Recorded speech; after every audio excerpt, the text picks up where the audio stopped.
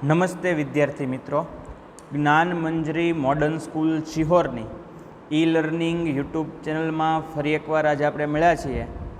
આપણે ધોરણ 11 વિષય અર્થશાસ્ત્ર એનું યુનિટ નંબર 7 ભારતીય અર્થતંત્ર એના વિશે માહિતી મેળવી રહ્યા છીએ.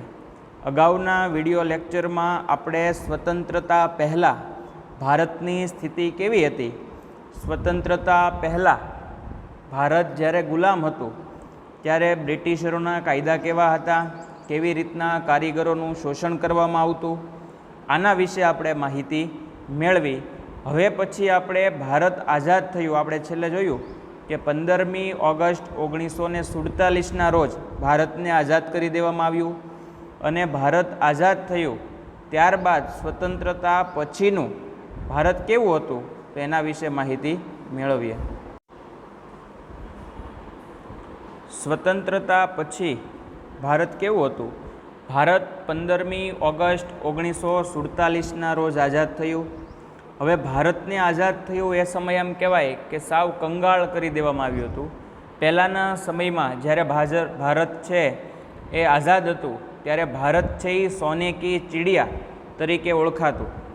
પણ સમય અને સંજોગો અનુસાર આમ કહેવાય કે અંગ્રેજોએ લગભગ 150 વર્ષ ભારત ઉપર રાજ કર્યું અને આના કારણે ભારતને આર્થિક રીતે અને ખેતી ક્ષેત્રે પાયમાલ કરી નાખ્યું.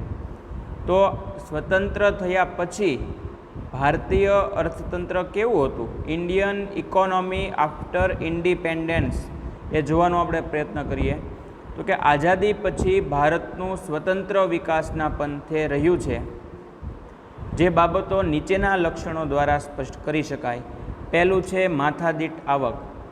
ભારતની માથાદીઠ આવક માનવ વિકાસ અહેવાલ 2014 મુજબ, યાદ રાખજો જૂના આંકડા છે, 2013માં $5,150 હતી, જે ચીનની માથાદીઠ આવક $11,477 હતી, શ્રીલંકાની $9,250 હતી, અમેરિકાની $52,308 હતી અને નોર્વેનું $63,909 કરતાં ઘણી ઓછી જણાય છે. જે વિકસિત દેશોની માથાદીઠ આવક 7 થી 10 ગણી ઓછી છે અને પછાત દેશો તથા વિશેષ વધારો સૂચવતી નથી. હવે આપણે એને કોષ્ટકના સ્વરૂપમાં જોઈએ તો રાષ્ટ્રીય આવકની તુલના સમખરીદ શક્તિના માપદંડ મુજબ જોઈએ. અમેરિકન ડોલરમાં જ આપ્યું છે બધું. નોર્વે છે એની $63,909 હતી આવક, અમેરિકા છે એની $52,308 હતી, જર્મની છે એના $43,049 હતી, ઇંગ્લેન્ડની માથાદીઠ આવક $35,002 હતી, ચીનની $11,477 હતી, શ્રીલંકાની $9,250 હતી, ભારત જે છે એની $5,150 હતી અને પાકિસ્તાનની $4,652 હતી. છેલ્લા વર્ષોમાં ભારતની માથાદીઠ આવકમાં થયેલો ફેરફાર, જો ભારતની જ આપી છે, 2011-12માં વર્તમાન ચાલુ છે એ 64,316 હતી અને સ્થિરમાં 64,316 થઈ. 2012-13માં 71,593 અને 66,344, 2013-14માં 80,388 અને 69,959 સ્થિર ભાવે, 2014-15માં 88,533 અને 74,193 હતી. આમ વિવિધ પ્રકારની એની જે આવક છે એમાં ફેરફાર જોવા મળ્યો. આ ભારત સરકારે આર્થિક સર્વે 2014માં કર્યો, એના આંકડા હતા. ત્યારબાદ ખેતીને લગતી માહિતી જોઈએ કે ભાઈ ભારત આઝાદ થયું પછી ખેતીમાં કોઈ ફેરફાર થયો તો કે ભારત છે એ એક ખેતી પ્રધાન દેશ છે. આઝાદી સમયે ભારતની લગભગ 72% અને 2001-2માં 58% વસ્તીને ખેતી ક્ષેત્રમાંથી 2001માં 56.7% રોજગારી પ્રાપ્ત થતી હતી. આપણે અગાઉથી જ કહેતા આવ્યા છીએ કે ભારત છે એ ખેતી પ્રધાન દેશ છે, મોટાભાગની વસ્તી છે એ ખેતી ઉપર વસે છે. આઝાદી સમયે ભારતની લગભગ 72% અને 2001-2માં 58% વસ્તીને ખેતી ક્ષેત્રમાંથી રોજગારી પ્રાપ્ત થતી. એટલે ધીમે ધીમે ખેતી ક્ષેત્રમાં વરસાદ અનિયમિત હોવાને કારણે મોટાભાગના લોકો ગામડા છોડીને શહેરીકરણ તરફ વળ્યા, એટલે 72% ઘટીને ખેતી ક્ષેત્રનો ફાળો 58% થઈ ગયો, જે પ્રમાણ 2013-14માં ઘટીને લગભગ 49% જેટલું જ રહ્યું.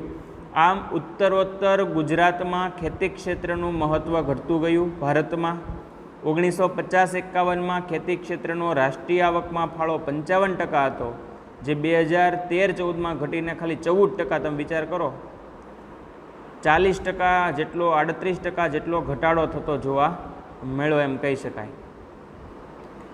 ઉદ્યોગોની વાત કરીએ કે ઉદ્યોગો કેવી રીતના કામ કરતા આઝાદી પછી, અથવા એમાં કયો કયો ફેરફાર થયો. વર્ષ 1951માં ભારતના ઉદ્યોગો 10.6% લોકોને રોજગારી પૂરી પાડતા. બધા આંકડાકીય માહિતી ખૂબ અગત્યની છે કે 1951માં ભારતમાં જે કાંઈ ઉદ્યોગો હતા એમાંથી કેટલા ટકા લોકોને રોજગારી પૂરી પડાતી હતી. તો વર્ષ 1951માં ભારતના ઉદ્યોગોમાં 10.6% લોકોને રોજગારી પૂરી પડાતી હતી. આ પ્રમાણ 2001માં 18.2% થયું.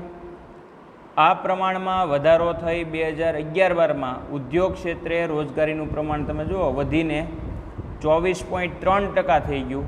તેટલું જ નહીં, પણ 1950-51માં ઉદ્યોગ ક્ષેત્રે રાષ્ટ્રીય આવકમાં 16.6% હિસ્સો આપતું હતું, જે પ્રમાણ વર્ષ 2013-14માં વધીને 26% ફાળો આપતું થયું. ઉદ્યોગ ક્ષેત્રનો આમ કહેવાય કે ક્રમ અનુસાર ધીમે ધીમે એમાં વધારો થતો ગયો.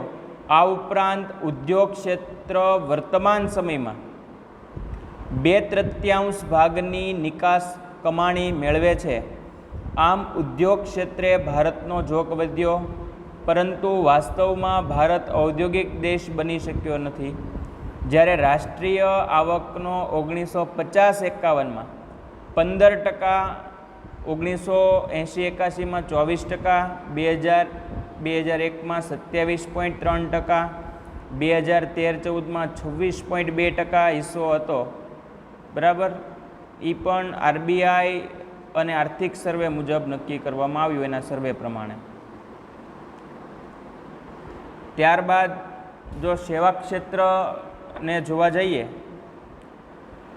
તો સેવા ક્ષેત્રમાં ઈસવીસન 1951માં ભારતના સેવા ક્ષેત્રનો કુલ રોજગારીમાં 17.3% ફાળો હતો, જે વર્ષ 2001માં 25.2% થયો અને વર્ષ 2011-12માં વધીને 27% થવા પામ્યો.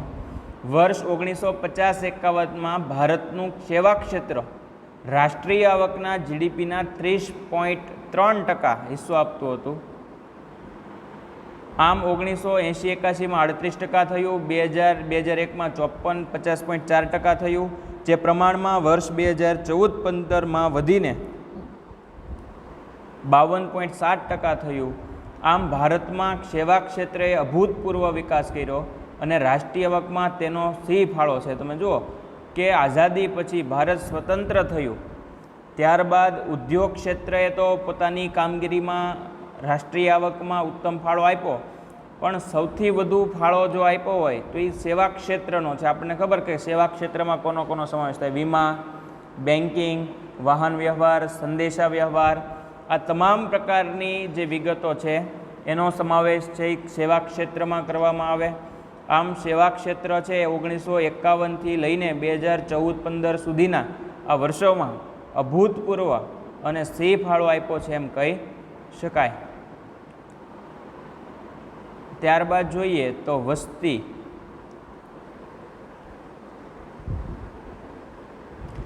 વર્ષ 1901માં ભારતની વસ્તી 23.84 કરોડ હતી. યાદ રાખજો, વર્ષ 1901માં ભારતની વસ્તી 23.84 કરોડ હતી, જેમાં વધારો થઈને વર્ષ 1951માં તે 36.1 કરોડ થઈ ગઈ. તેમાં ખૂબ ઝડપી વધારો થયો. 2001માં ભારતની વસ્તી 102.7 કરોડ થઈ અને છેલ્લી 2011ની વસ્તી ગણતરી પ્રમાણે ભારતની વસ્તી 121.02 કરોડ હતી, જે દર્શાવે છે કે ભારતમાં આઝાદી બાદ વસ્તી ખૂબ ઝડપથી વધી અને અંદાજે 1.5% દરે વસ્તી વૃદ્ધિ થવા પામી. આમ ભારતમાં વસ્તી વિસ્ફોટ એક ચિંતાનો વિષય બની ગયો. હવે અત્યારના જ્યારે વસ્તી ગણતરી થશે તો આ આંકડો જે છે એ 150 કરોડને ઉપર હશે. તમને ખબર છે કે ભારત છે એક મહાસત્તા ગણાય છે. ભારત છે એમાં સતત વસ્તી વધતી રહે છે. સરકાર છે વસ્તી નિયંત્રણ કરવાના ઘણા બધા ઉપાયો કરે છે, ઘણા બધી લાલચો આપે છે, પરંતુ ભારત એટલો મોટો દેશ છે કે એવી રીતના વસ્તી નિયંત્રણ કરવું એ શક્ય નથી. હવે જ્યારે વસ્તી ગણતરી અથવા અત્યારની આપણે વસ્તી જોઈએ તો ભારતની અત્યારના વસ્તી છે એ 150 કરોડની ઉપર વહી ગઈ છે.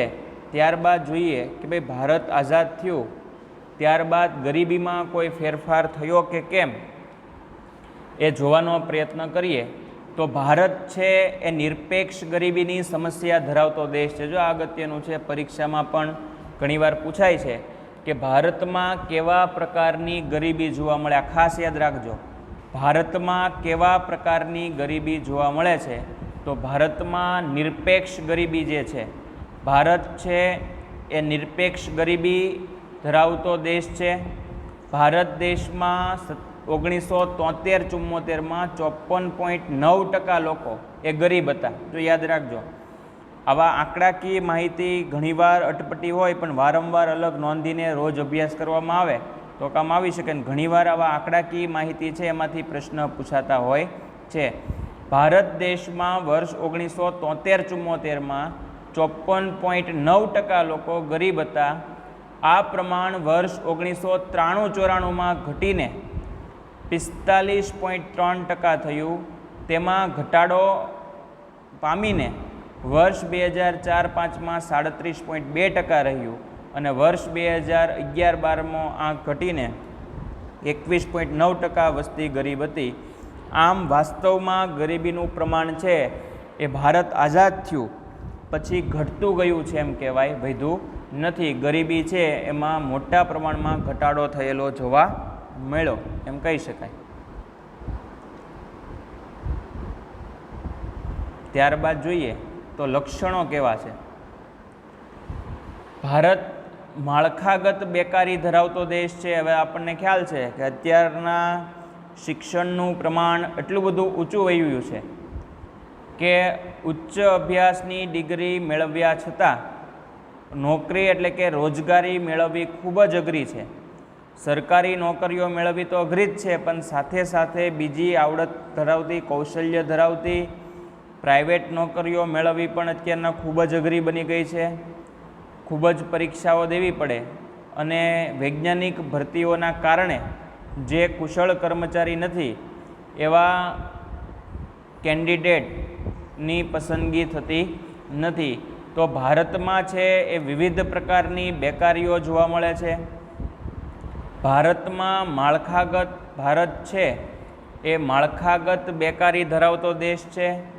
ભારતમાં વર્ષ 1951માં 33 લાખ લોકો બેકાર હતા. યાદ રાખો, વર્ષ 1951માં ભારતમાં 33 લાખ લોકો છે એ બેકાર હતા.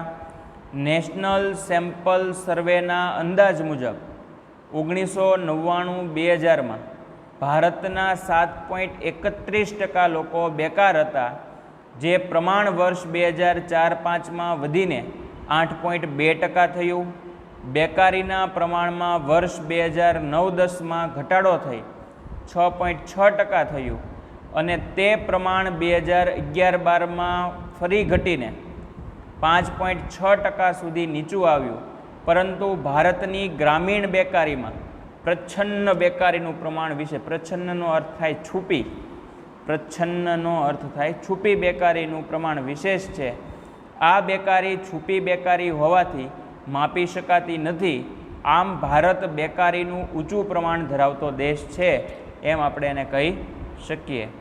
ત્યારબાદ જોઈએ તો માનવ વિકાસ, ભારતીય લોકોનું જીવન ધોરણ વાસ્તવમાં વિશ્વના વિકસિત દેશોની સાપેક્ષમાં ખૂબ નીચું છે એમ કહી શકાય. સામાન્ય રીતે માનવ વિકાસ અહેવાલ એ જેની રચના સંયુક્ત રાષ્ટ્રસંઘે કરે છે, યાદ રાખજો, માનવ વિકાસ આંકની અહેવાલની રચના કોણ કરે? ફરીવાર, માનવ વિકાસ અહેવાલની રચના કોણ કરે? તો કે સંયુક્ત રાષ્ટ્રસંઘ જે યુનો છે, યુનાઇટેડ નેશન્સ, એ કરે છે. તે મુજબ સરેરાશ આયુષ્ય, જ્ઞાન અને જીવન ધોરણ માપદંડ અનુસાર એક માનવ વિકાસ આંક તૈયાર કરવામાં આવે છે.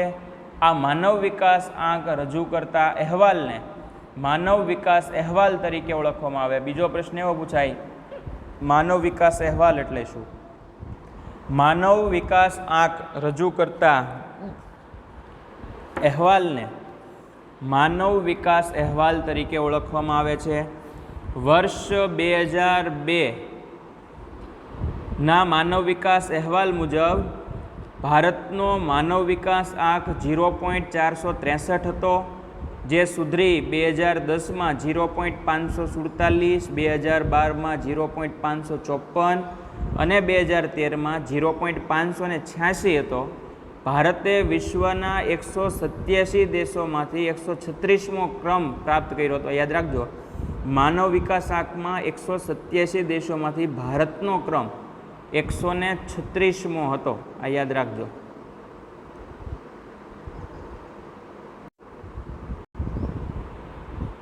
ત્યારબાદ જોઈએ તો વિકાસમાન ભારતીય અર્થતંત્રના લક્ષણો કેવા હતા? Characteristics of India as a developing economy. વિકાસમાન એટલે કે જ્યારે ભારત છે એ વિકાસની ગતિ તરફ આગળ વધતું હતું, એવા સમયે ભારતીય અર્થતંત્ર હતું. એના લક્ષણો છે એ કેવા પ્રકારના હતા? તો ભારતીય અર્થતંત્ર એ વર્ષ 1970 પછી આર્થિક વૃદ્ધિની ઝડપ વધારી છે. તેમાં પણ ખાસ કરીને 1990-91માં આર્થિક નીતિના પરિવર્તનો બાદ આર્થિક વૃદ્ધિ દર 6.8% વાર્ષિક ધોરણે વૃદ્ધિ પામ્યો. જ્યારે ભારત દેશનો આર્થિક વૃદ્ધિ દર 1950-51થી 1990-91 દરમિયાન માત્ર 3.5%ના વાર્ષિક ધોરણે વૃદ્ધિ પામતો હતો. વર્ષ 2011-12 અથવા 12-13 બાદ 2014-15માં આર્થિક વૃદ્ધિ દર ફરી મંદ પડ્યો અને તે વાર્ષિક ધોરણે 5%થી નીચા દરે વૃદ્ધિ પામ્યો. જોકે ભારતીય અર્થતંત્ર ફરીથી ઊંચા આર્થિક વૃદ્ધિ દરે વધશે અને ઝડપથી અનુકૂળ પરિણામો લાવશે તેવી વિશ્વ આશા રાખે છે એમ કહી શકાય. તો આવા ભારતની સાધન ભાવોએ ચોખ્ખી રાષ્ટ્રીય આવક સ્થિર ભાવોએ ગણતા તે વર્ષ 1950-51માં 2,69,724 કરોડ હતી, જે વધીને 2013-14માં 87,51,834 કરોડ સુધી વૃદ્ધિ પામી. આમ તે 63 વર્ષના સમયગાળામાં ચોખ્ખી રાષ્ટ્રીય આવકમાં 18 ગણો વધારો થયો છે એમ કહી શકાય. પછી રાષ્ટ્રીય આવકમાં વિવિધ ક્ષેત્રનો જે ફાળો છે એ પણ જોવા મળે. તો કે રાષ્ટ્રીય આવકમાં વિવિધ ક્ષેત્રોમાં જે ફાળો થયો એમાં ખાસ કરીને ખેતી, ઉદ્યોગ અને સેવાકીય પ્રવૃત્તિ ભારતની આર્થિક વૃદ્ધિ માપન અંગેનું આ એક મહત્ત્વનું માપદંડ છે, જેમાં ખેતી ક્ષેત્રનું પ્રદાન રાષ્ટ્રીય આવકની આપેલ માહિતી પરથી સ્પષ્ટ થાય છે. લગભગ 63 વર્ષના અનુભવ પરથી સાબિત થાય છે કે રાષ્ટ્રીય આવકમાં ખેતી ક્ષેત્રનો ફાળો સતત ઘટતો ગયો છે, જ્યારે ઉદ્યોગ અને સેવા ક્ષેત્રનો ફાળો એ સતત વધતો ગયો છે. આમ વર્તમાનમાં રાષ્ટ્રીય આવકમાં સૌથી શ્રેષ્ઠ ફાળો આપનાર ક્ષેત્ર તરીકે સેવા ક્ષેત્ર છે, જે કુલ 52.7% ફાળો છે આપી પ્રથમ ક્રમ ધરાવે છે. ભારતની રાષ્ટ્રીય આવકમાં સૌથી અગ્રક્રમે જો સૌથી વધુ કોઈ ફાળો આપતું હોય તો એક સેવા ક્ષેત્રનો ફાળો છે. રાષ્ટ્રીય આવકમાં વિવિધ ક્ષેત્રનો ફાળો છે એ જોવાનો પ્રયત્ન કરીએ કોષ્ટક દ્વારા. તો કે ખેતી ક્ષેત્રે, ઉદ્યોગ ક્ષેત્ર અને સેવા ક્ષેત્ર. ખેતી ક્ષેત્રમાં 1950થી લઈને 2014-15 સુધી જે કાંઈ ફાળો છે આપ્યો છે. ઉદ્યોગ ક્ષેત્રનો ફાળો 16.6, 27.7, 27.3, 29.7. સેવા બાંધકામ ક્ષેત્રમાં 30.3, 42.7, 50.4 અને 52.7. આમ આર્થિક સર્વે જ્યારે 2014-15માં કરવામાં આવ્યો તેમાં એ માહિતી આપી હતી. ત્યારબાદ જોઈએ તો માથાદીઠ આવક એ ખૂબ અગત્યની છે. તો માથાદીઠ આવક જોઈએ તો એમાં કેવી રીતનો ફેરફાર જોવા મળે? તો કે ભારતમાં વર્ષ 1950-51માં સ્થિર ભાવોએ માથાદીઠ આવક ₹7,114 હતી, જે વર્ષ 2013-14માં વધીને ₹39,904 થઈ. આમ કુલ 63 વર્ષના સમયગાળામાં તે અંદાજે 4.5 ગણો વધારો સૂચવે છે. જેમાં વર્ષ 1950-51થી વર્ષ 1990-91ના ગાળા તરફ ધ્યાન કેન્દ્રિત કરતા જણાય છે કે માથાદીઠ આવકમાં વાર્ષિક 1.6% દરે વૃદ્ધિ થઈ છે, જ્યારે વર્ષ 1990-91 બાદ તે લગભગ 5.5%ના વાર્ષિક દરે જ વૃદ્ધિ થવા પામી છે, જે સ્પષ્ટ કરે છે કે આર્થિક સુધારાની અસરને કારણે વૃદ્ધિનો દર ઝડપી બન્યો છે એમ કહી શકાય. ત્યારબાદ રોજગારીનું સ્તર જો જોઈએ તો રોજગારીના સ્તરમાં ભારતમાં રોજગારી માટે 3 ક્ષેત્રો તારવવામાં આવ્યા. પહેલું છે પ્રાથમિક ક્ષેત્ર, બીજું છે ઔદ્યોગિક ક્ષેત્ર અને ત્રીજું છે સેવા ક્ષેત્ર. એમાં પ્રાથમિક ક્ષેત્રમાં ખેતી અને ખેતીને સંલગ્ન જેવી પ્રવૃત્તિઓ. જો આ પ્રશ્ન પૂછાય કે ભાઈ ખેતીને સંલગ્ન પ્રવૃત્તિઓ જણાવો તો ખેતીની સાથે સાથે થઈ શકે એવી કઈ પ્રવૃત્તિઓ છે? તો કે પશુપાલન થઈ શકે, જંગલનું કામ થઈ શકે, મરઘા ઉછેર બત્તેર થઈ શકે, પશુપાલનનો દૂધનો જે વ્યવસાય છે એ થઈ શકે. ઔદ્યોગિક ક્ષેત્રમાં ઉદ્યોગમાં તમામ ઔદ્યોગિક ઉત્પાદન પ્રવૃત્તિઓનો સમાવેશ થાય, દાખલા તરીકે નાના મોટા ઉદ્યોગો, બાંધકામ ઉદ્યોગ, વહાણ ઉદ્યોગ વગેરે. અને સેવા ક્ષેત્રમાં વાહન વ્યવહાર, ખાણ, સંદેશા વ્યવહાર, બેન્કિંગ જેવી ઇતર સેવાઓનો સમાવેશ થઈ શકે એમ કહી શકીએ. તો રોજગારીના વિવિધ જે ક્ષેત્રો છે એમાં ફાળાનો ચાર્ટ જોઈએ તો આપને એ સ્ક્રીન ઉપર દેખાય છે કે પ્રાથમિક ક્ષેત્ર, ઔદ્યોગિક ક્ષેત્ર અને સેવા ક્ષેત્ર 1951થી લઈને 2011-12 દરમિયાન વિવિધ પ્રકારના જે આંકડાઓ છે એમાં સતત વધારો અને ઘટાડો થતો જોવા મળે છે. ભારતમાં વર્ષ 1951માં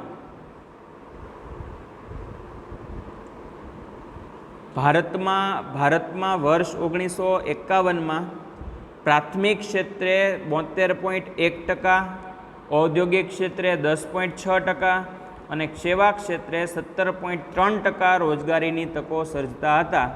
વર્ષ 1991માં પ્રાથમિક ક્ષેત્ર જે છે એ 66.9%, ઔદ્યોગિક ક્ષેત્રે 12.7%, સેવા ક્ષેત્ર અને 20.4% રોજગારીનું સર્જન કરાતા. જ્યારે વર્ષ 2001માં પ્રાથમિક ક્ષેત્ર 56.7%, ઔદ્યોગિક ક્ષેત્ર 18.2%, સેવા ક્ષેત્ર 25.2% રોજગારીની તકો ઊભી કરતા હતા. આ જ રીતે વર્ષ 2011-12માં પ્રાથમિક ક્ષેત્ર 48.9%, ઔદ્યોગિક ક્ષેત્ર 24.3% અને સેવા ક્ષેત્ર 26.9% રોજગારીની તકોનું સર્જન કરતા હતા. તમે જુઓ આ યુનિટમાં છેલ્લા આ ટોપિકમાં આંકડાકીય માહિતી બહુ બધી આવે છે અને બહુ બધું યાદ રાખવું અઘરું છે, પણ આ બધા વિદ્યાર્થી મિત્રો ચિંતા ન કરતા, કેમ કે 11મા ધોરણના જે પેપરો છે આપણે સ્કૂલ લેવલે કાઢવાના હોય, એટલે આપણે આ યુનિટમાંથી બહુ બધાય જે આંકડાકીય માહિતીવાળા પ્રશ્નો છે એ બહુ નહીં પૂછીએ, પણ જે મેજર એક જ આવતું હોય ને વારંવાર પૂછાતા હોય એવા પ્રશ્ન પૂછશું. એટલે આ બધા વિદ્યાર્થી મિત્રોએ કોઈ પણ પ્રકારની ચિંતા કરવાની નથી. જ્યારે આવા બહુ અઘરું આવે એ ફક્ત આપણી જાણકારી માટે હોય છે અમથાય આ બધા આંકડા 10 વર્ષ પહેલાંના છે, તો 10 વર્ષ પહેલાંના આંકડા પૂછવાનો કોઈ અર્થ જ નથી. એટલે કોઈ પણ જાતની ચિંતા કર્યા વગર પણ બીજું જે અગત્યનું છે કે ભાઈ કેવી રીતના વધારો ઘટાડો થતો જાય છે, આ જોવું ખૂબ અગત્યનું છે કે 10 વર્ષ પહેલાં અને 10 વર્ષ પછીના અથવા ભારત આઝાદ થયું પહેલાં અને ભારતના આઝાદી પછી ભારતીય વિકાસ દરમાં વિવિધ ક્ષેત્રોમાં કેવા કેવા ફેરફારો આવ્યા એ સમજવા માટે આ આંકડાકીય માહિતી છે એની તુલના કરવી ખૂબ જ જરૂરી છે અભ્યાસ માટે. એટલે કોઈ પણ જાતની ચિંતા કર્યા વગર ખાલી અભ્યાસ કરવાનો એનો છે. પાયાની સુવિધાઓમાં વૃદ્ધિ થાય, દેશની આર્થિક વૃદ્ધિનો દર પાયાની સુવિધાઓ પર નભે છે, જેમાં વીજળી, શિક્ષણ, આરોગ્ય, સંદેશાવ્યવહાર, વાહન વ્યવહાર, સિંચાઈની સગવડો વગેરે અગ્રતાકામ ધરાવે છે. અને ભારતમાં પાયાની સુવિધાઓના સંબંધમાં નીચે મુજબની વૃદ્ધિ જોવા મળે. સિંચાઈની સગવડમાં વર્ષ 1950-51માં 22.6 મિલિયન હેક્ટરમાં સિંચાઈની સુવિધા હતી, જે વર્ષ 2012-13માં 63 મિલિયન હેક્ટર સુધી વિસ્તરણ પામી.